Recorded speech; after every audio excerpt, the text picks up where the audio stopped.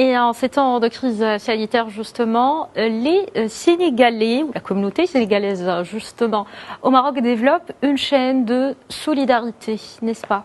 C'est bien cela, Manal. Les Sénégalais établis au Maroc sont nombreux. Certains sont journalistes, d'autres sont des hommes d'affaires ou même des étudiants. Mais il y a également ceux qui travaillent dans le secteur informel et ceux-là sont durement frappés par la crise sanitaire. L'annonce par l'État du Sénégal de venir en aide à la diaspora pourrait bien soulager certains d'entre eux. Mais déjà, sur place, une chaîne de solidarité se développe. Un collectif regroupant plusieurs ressortissants du pays collecte et distribue des denrées de première nécessité à ceux qui sont dans le besoin.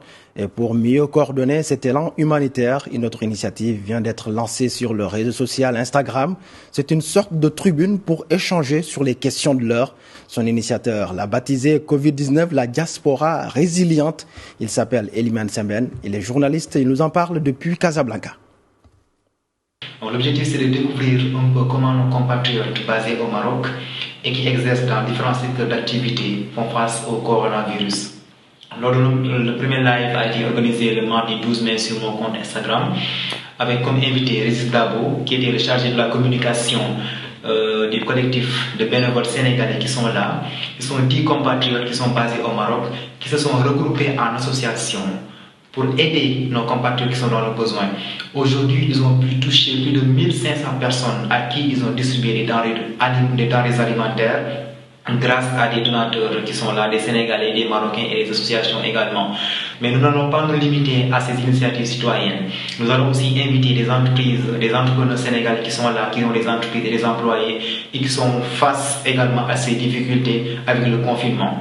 Des étudiants également, des travailleurs sénégalais qui sont dans les centres d'appel, des autorités diplomatiques, consulaires également sénégalais, de même que des dirigeants associatifs, pour voir un peu comment ils gèrent cette pandémie qui est d'une ampleur sans précédent, mais également comment ils se projettent sur la période post-Covid-19. Nous allons aborder la place des subsahariens aujourd'hui dans les mesures prises par l'État marocain. Nous allons aborder également le fonds diaspora de l'État sénégalais, ainsi que d'autres questions par rapport à ces compatriotes aujourd'hui. Et c'était une belle surprise, hein. Oui, Eliman Semben, qui était d'ailleurs mon camarade de classe à l'Institut supérieur de l'information et de la communication, et à travers lui un grand salut à toute la communauté sénégalaise et subsaharienne en général au Maroc. On va enchaîner Manal à présent pour vous.